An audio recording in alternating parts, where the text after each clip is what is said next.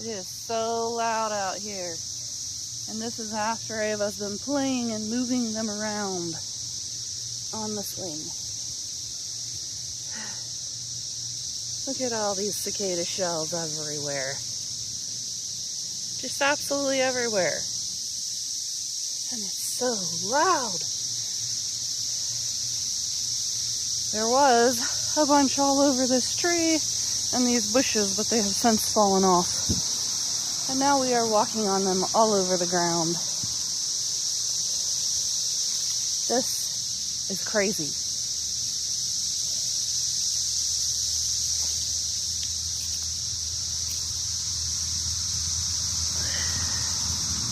Cicadas everywhere. There's still some of them hanging on to my Rose of Sharon bush, although a lot of those have fallen off too.